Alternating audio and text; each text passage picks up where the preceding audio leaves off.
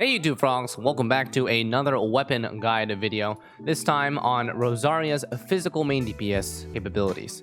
The prior video was dealing with strictly the cryo support capabilities or cryo sub DPS, where we were only focusing on the E and Q damage and also reverse melt capabilities. This time, we'll be looking at her normal attack and charge attack damage, both of which are relative comparison numbers. Last time, you guys saw that we used 8 different weapons. We had Favonius Lance, Prototype Star Glitter, and the crit weapons along with the 5 stars. This time, we are not going to be using the energy recharge weapons at all. Instead, we will be testing Dragonspine Spear, Crescent Pike, the 2 crit weapons, Deathmatch and Blackcliff, the unique Lithic Spear, which gives you stats based off of the number of Leah characters in your party, and also the 5-star spears that I have, Primordial Jade Winged Spear and R5 Staff of Homa.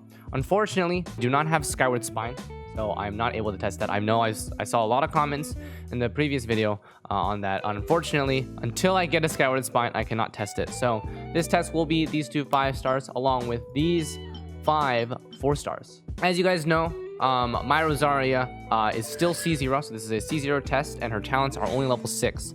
So the numbers that you see are basically, you know, the base level, right? I would expect gamers who pull for a character to have at least level 6 talents on the corresponding skills that their build pertains to. And then constellations, if you have one, I'm not expecting any constellations, so C0 to start. As for the artifacts, we are running 2 Bloodstain and 2 Gladiator's Finale today. Not doing anything really crazy. There are other possible physical main DPS builds, like you can do 4 Blizzard Strider and opt out for no crit rate because you'll get 40% crit rate, and then run a freeze comp, and that is totally viable. For this particular test, I am using 2 Bloodstain and 2 Gladiator because it is a baseline. It is the standard for physical DPS. All right, we have the 2 Bloodstain Chivalry for the physical damage bonus, and we have Gladiator's Finale for the 18% attack. So we have the Flower, Feather, Timepiece, which is the off piece, on-set physical damage goblet, which, yeah, it's pretty insane. And then we're going to be switching between this Gladiator mask for crit rate and this one for crit damage. And it just so happens that the attack difference is pretty negligible, and the crit rate to crit damage ratio is almost 1-to-2 on the passive. So that is perfect for testing purposes, right? We won't be losing too much value from the crit rate. So we have 13.2 crit rate here and 28 crit damage here. The stats that you see, and this is with the Crescent Pike, so no additional crit rate or crit damage. We see we have 74 crit rate and 158 crit damage. So these are going to be the base stats that you're going to be looking at. When we switch to crit rate weapons or crit damage weapons, depending on how much crit rate I get, I will switch to different masks. And hopefully, in the end infographic, these will all be accounted for. So you guys pay attention to the crit rate and crit damage on the final numbers to determine, okay, you know, what really works here, right? And I will be maintaining at least a solid crit rate for most of the build. So don't worry, I'm going to be trying to, you know, do at least 70% so the crits are accurate. It's not like I'm trying to just cherry pick for crit rate here. So we don't have much energy recharge in this build. And for this particular build, we do have 2 Bloodstain, correct? And we have a physical damage cup. So the base physical damage that we have is 58.3 plus 25%, which is 83.3%. Now, I have the Crescent Pike on here, so it gives additional 31.5. So this number is 83.3 plus 31.5. But as you can see, this is what we really care about, and then the physical damage are extra based off of the weapon. So we have Crescent Pike, which we will be watching for the additional damage, and also Dragonspine Spear. And when we do this with the Dragonspine Spear, I will do my best to apply cryo onto the enemy before the shard falls, because I want to see the maximum potential of the Dragonspine Spear, because a lot of people are curious, you know, how does Dragonspine Spear's damage compare to Crescent Pike? Hopefully we'll be able to see that here. Our test will be against good old Primordial, and we're doing against Primordial because it was the same. Even though we're not doing cryo damage here, I still want to make it consistent, right? The previous video was also testing on the Primordial, so doing on the Primordial again, and Mona is to break the core. All right, so we're going to be starting with the physical damage weapons. So we have Crescent Pike first, and then we'll be moving the Dragonspine Spear, and then we'll be taking a look at Deathmatch Blackcliff for the 4-star crit rate weapons, then looking at Lithic Spear with 2 stacks, because 2 stacks is the average between the maximum stacks that she can have. So she can either, since she's from Mondstadt, she can only have between 1 and 3 stacks depending on her party members. So we're going to do 2 stack test, then the 5-star weapons. For the tests, I want you guys to understand that we're going to be looking at the first hit damage as well as the charge attack damage. So at level 6, we're looking at a 76.3% damage here and a 199% damage. The reason why I'm doing charge attack, even though you might not necessarily do charge attack, is just because I want to see the damage comparison, right?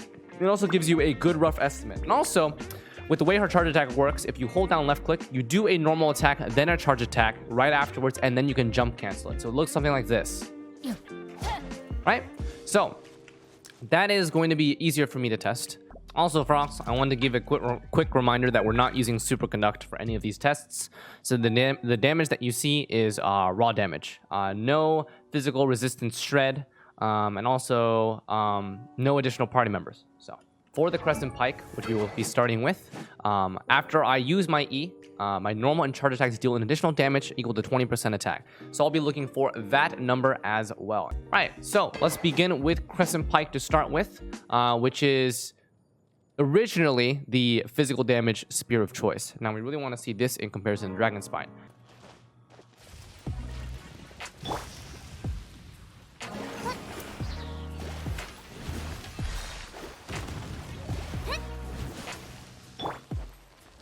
All right. Using my E. 2.6, 6, 8, 10, and 685. Just a quick reminder, I'm still going to be testing the E and the Q damage because they are additional damage sources from Rosaria. And in the team comp that you might be using her on for physical, you probably want to use E and Q to be able to proc superconduct. So we still want to see the E and Q damage despite not focusing our damage around it. Alrighty, and the E. 1.67 and 3.9. All right, let's test out the Q damage. 2.9 and 4.35. And the damage tick is 3.8. All right, so those are the Crescent Pike numbers finished. Next up, Dragonspine Spear. So with the Dragonspine Spear, we have double the physical damage bonus. So instead of 31.5, we have 62.9.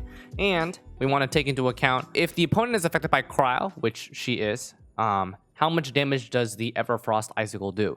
AoE damage of up to 200%. So we're going to be looking out for this additional damage.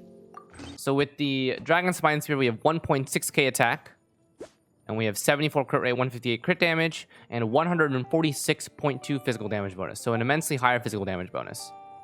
All right, so what we're going to do here is pop the core, and then I need to make sure that I apply cryo first before I go for the Everfrost. All right, so let's wait a little bit.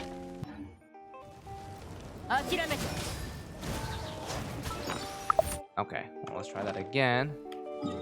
6.98k. That seems a little bit more accurate. Might be 7,000 damage. But we're going to try once again. Okay, so Everfrost Icicle from the preliminary standpoint seems to be doing 7,000 damage. I want to verify this. Okay.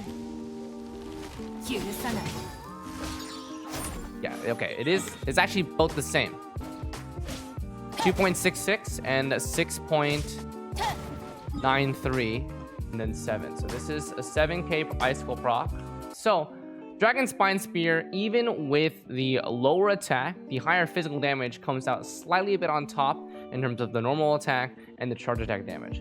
Now, the Everfrost Icicle did 7k AoE damage when something was affected by cryo, but it only happens every 10 seconds. So Crescent Pike's passive was 680 damage. It's about 10%, which makes sense. All right, so to repeat, what we just saw was Dragonspine Spear. First normal attack was 2.65 and charge attack was 6.95. Let's test the E and the Q now. All right, so Q damage, 2.65, 3.87. With the E tick as 3.35. Since the E and the Q don't have physical damage bonus here, the lower attack means we do lower damage on the Q, which makes sense. All right, E damage test. 1.5, 3.5. Okay. Alrighty, so we just finished testing the two physical damage weapons. Now we move on to the 4-star crit weapons, starting with Deathmatch. So with Deathmatch, you guys can see that with these stats, I go above 100% crit. In order to compensate for this, we're going to be switching the mask to crit damage. Alright, so with a crit damage mask, our attack is 1.75 or 1.77. with 89.9 crit rate, so near 90% crit rate, and 191.5 crit damage. And our physical damage bonus has dropped to 83.3%. Let's see how this fares. Also, quick reminder that with the deathmatch, we do get the 24% passive boost, since we're only dealing with one enemy right now. So deathmatch's passive is pretty consistently applied. When we play with the Blackcliff pole, we will have no attack boost from here because we will not have killed an enemy. So keep that in mind when you're viewing deathmatch's damage, because it should be theoretically higher damage output here in this test, because Blackcliff's attack percent is not being taken into account. Pretty insane though, 89.9 crit rate with deathmatch. All right, normal attack and charge attack. Let's see. So 6.3, 2.4, and 6.34. Okay, we can test the E damage here. So the E damage is 1.82 and 4.25. All right, running it back. Now we test out Q damage. Okay. All right, Q damage test. 3.25, 4.75. And then the tick is 4.15.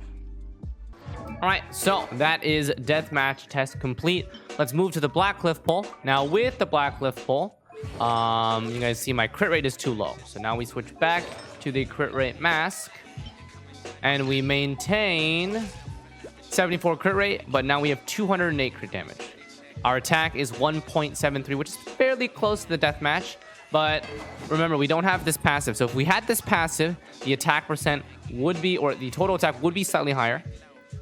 Because Blackcliff pole has higher base attack than the deathmatch. So keep that in mind, that the attack is slightly lower than what it could be with Blackcliff. So this is the Blackcliff in its worst state, right? With 0 stacks. All right. 2.5 and 6.55. Verify. Yep. 2.5, 6.55. Cool. All right. Testing out Blackcliff E and Q damage here. 3.37 and then 4.93. And the damage tick is 4.27, which is basically 4.3. Now the E damage, 1.9 and 4.4. All right, so those are the 4-star crit weapons.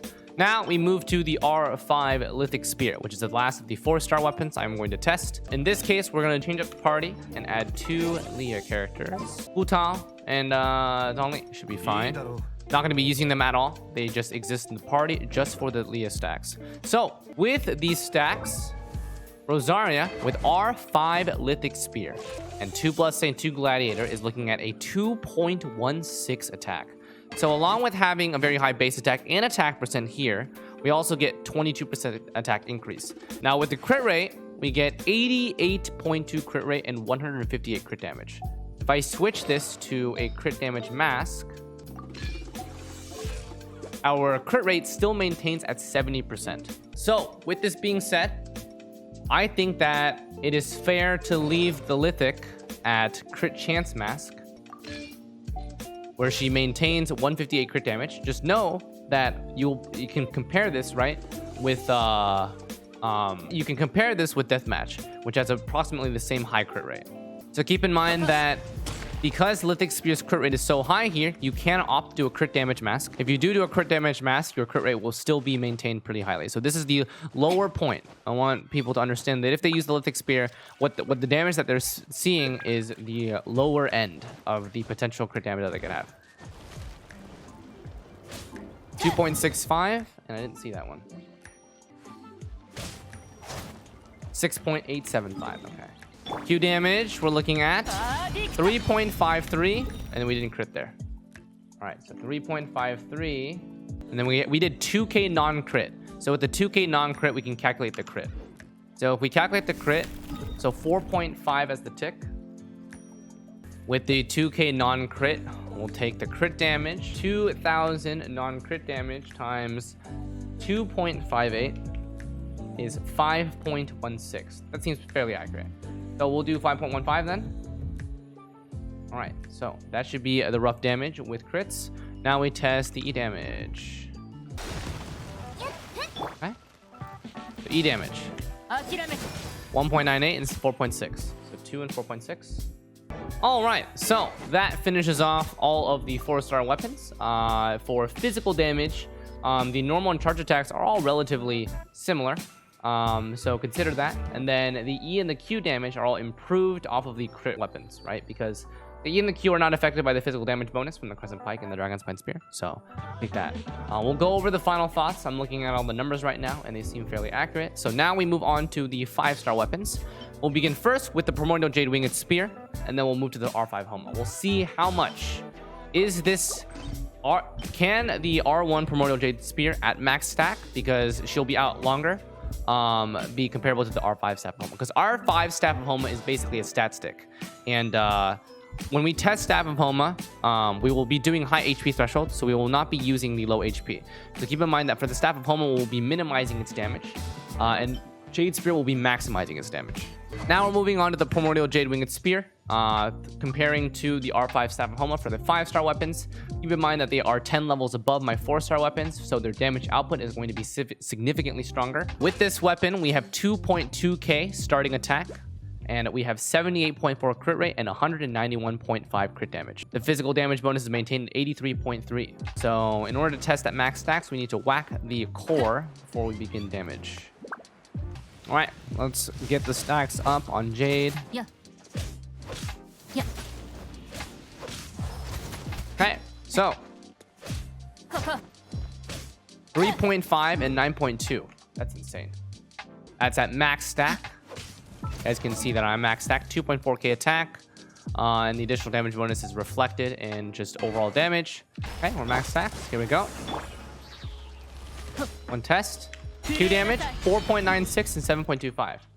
So damage tick is 6.3. Okay, now we test the E. Make sure it max stacks. We're not quite there yet. Okay, now we are 2.8 and 6.5. Cool. So that was Primordial Jade Winged Spear test at max stack. Lastly, we have the R5 Staff of Homa. Now, with the Staff of Homa, I'm looking at 21k HP at level 80, a solid 2.4k attack. Let us switch over to a crit chance mask, because right now with these stats, the crit rate is too skewed. The crit damage is too skewed high. So with the crit rate mask, we're looking at 2.4k attack still roughly, 74 crit rate and 224 crit damage, 83.3 physical damage bonus. So this is the lower end of the Staff of Homa because we are not under 50% HP. All right, first normal attack and charge attack damage test. Okay. 3.66 and 9.55. All right, now let's test the Q damage. 4.9, 7.2. And then the tick is 6.25. And the E is 2.75, 6.4. This is very interesting. The Jade Spear did slightly less damage on the normal and charge attack, but did slightly more damage on the E and Q. And it turns out, and this is very interesting actually, is that because we have so much physical damage bonus here, the normal and charge attack was not buffed as much, right? But the cryo damage, because we have 0%, the 12% made a difference and made it beat the Staff of Homa. So that is a very interesting dynamic, right? So because the Primordial Jade Spear, at maximum possible stacks, it's all your damage, right? So you can view it as every single stat line here, all the pyro, hydro, etc., geo, physical, and cryo damage are increased by 12%. But because we already have such high physical damage bonus to start, it actually doesn't benefit that damage as much as it would benefit the E and Q. That is actually very, very interesting. I will verify one more time, but it should make sense. If you YouTube frogs are slightly confused at why the Primordial Jade and Staff of Homa have slightly varying stats on the normal and charge attack and versus the E and Q, just keep into account that because I'm using the Bloodstained set with a physical cup, my physical damage is already a whopping 83.3%. So that's actually very curious. I like that. Yeah. I like that this minute damage difference actually matters. All right, so let's test Primordial Jade again. One more time just to verify the normal charge attack. Okay. Get max stacks here. So 9.2. Yeah. 3.5, 9.2. So it is correct. Yeah. All right, so that is verified. Excellent. All right. Wow. Looks like we managed to test all the weapons. So Primordial Jade Winged Spear, Staff of Homa, and all the 4-star, starting from the physical weapons and the crit and the Lithic Spear, have all been tested. All right, so final remarks. Let's begin with the physical damage spears. So taking a look at Crescent Pike to start, right? So Crescent Pike has been the de facto free-to-play physical damage bonus weapon, and it turns out that it performs rather admirably, right? So it performs slightly weaker than the Dragonspine Spear in terms of its normal and charge attack damage, but that's because the Dragonspine Spear has a much higher physical damage bonus, which offsets the base attack loss. But the Crescent Pike has the passive, which we all know is very, very strong. So the passive additional damage doing 20% of attack for 5 seconds compared to the Dragonspine Spear, which even though this does 200%, it can only occur once every 10 seconds, and they need to have cryo applied, right? Otherwise, you're doing 80% AoE. So against AoE mobs, you might find that Dragonspine Spear performs slightly better. Crescent Pike for more longer sustained boss fights will probably perform a little bit better. So to each their own, their damage is relatively similar. The E and the Q damage with the Crescent Pike is higher because of higher base attack. Physical damage bonus does not affect E and the Q, and you're definitely going to be using the E and the Q because that will help you proc Superconduct with whatever support that you have. If you're not doing E and Q, you're still going to be using them for Freeze Comp, right? So Freeze Comp and Superconduct comps both will still use her E and Q to apply cryo. So those weapons are fairly strong. Moving on to the 4-star crit weapons, the Deathmatch and the Blackcliff pole. Now, the Deathmatch, even with the passive, it is slightly weaker than the Blackcliff at R180. So both of these weapons are R180. We see that the Deathmatch at 2.45 versus the normal attack. So Deathmatch and Blackcliff, with their corresponding masks and relatively equal artifacts, does literally like 2% less damage. It's very small, right? So it did like 50 less damage on the normal attack. The charge attack did about 200 less damage, but still very similar weapons. And the Blackcliff had 0 stacks, so keep that in mind, right? Blackcliff had 0 stacks on it. The E and the Q, Blackcliff still came out on top slightly. So Blackcliff is still doing slightly more damage than the Deathmatch, but keep in mind that the Deathmatch does have a solid 15 or higher crit more. So because of the much higher crit, you might value it more. I actually don't know if it's 15% or not. Let me check really quick.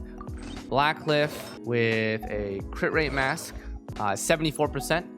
And then Deathmatch, I believe, was 89 with lower crit damage, right? So that's pretty insane. All right, so rephrasing. Even though a Deathmatch's numbers on the crit damage are lower by a very, very small amount, Deathmatch has 15% crit rate over the Blackcliff pole.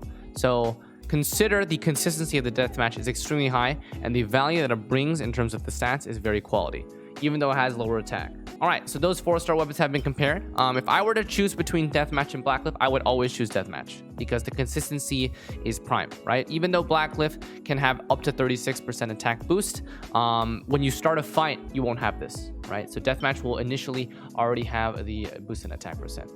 And then comparing to Lithic Spear 2-stack. So in Lithic Spear 2-stack, we were doing relatively higher damage than both the Deathmatch and the Blackcliff, but that's because mine is R5. So if you have R1 Lithic Spear, you might notice that Blackcliff may perform better. So because Lithic Spear is boosted quite heavily by the crit rate boost at R5, it may not be as accurate. So take the damage that the Lithic Spear does and say that this is maximized, right? It's already R5. If you have lower refinement Lithic, you might consider using Blackcliff pole or Deathmatch. Still very good weapons though, all relatively equivalent stats here. All the normal and charge attack damage for the physical components are relatively solid. Crescent Pike and Dragonspine for their normal and charge attack do more than the Deathmatch and Blackcliff. So of the 4-star weapons, if you're doing pure physical damage bonus, then Dragonspine and Crescent Pike are your choices. If you're doing more of a hybrid-esque build and you want to still maintain E and Q damage, then Deathmatch, Blackcliff, and Lithic are your choices. Now moving on to the 5-star weapons. Primordial Jade Spear and R5 Staff of Homa are relatively similar. So if you have higher refinement Primordial Jade Winged Spear, this will likely come out on top, because especially if you're playing physical main DPS, you will be able to maintain max stack nearly all the time. So if that's the case, then if you had more refinement, or if my Homa was lower refinement, you would see that the Primordial Jade would be winning in all categories. Not by too much, but still winning. So both of these weapons are fairly solid. And in comparison to the 4-star weapons, they are about 25% stronger, which is pretty significant. Keep in mind that, again, they're 10 levels above all the 4-star weapons, right? These are all level 80, and these are 90. So that, taking into account, probably drops the efficiency by 7 to 10%. So you can say that the Primordial Jade Spear and the Staff of Homa are at least 15% better than all of the other possible pole arms that we have for physical DPS. And also, the E and the Q damage are quite massively raised as well. So take that into account. The hybrid damage is improved with both of these 5-star weapons. Yeah, so that should wrap it up. Hope you guys enjoyed the physical test. Again, friendly reminder, that was at a C0, and that was at level 6 talents with 2 Bloodstone and 2 Gladiator. If I were doing physical main DPS, I think it would be viable. I think I would prefer for higher damage output for Superconduct build. But I think that the freeze comp build is maybe slightly easier to build, just lower damage output overall. So consider both of them are solid. Both of them work. It's just that different comps, right? Superconduct will benefit you greatly against enemies with high physical resistance, say like 12-3. And it will drop from 70% physical resistance down to 30%. So consider that. But hope you guys enjoyed the final compilation of both of the builds that we have for Rosaria's ultimate weapon guide, where we use as many weapons that I have. Thank you very much for watching, and I'll see you next time.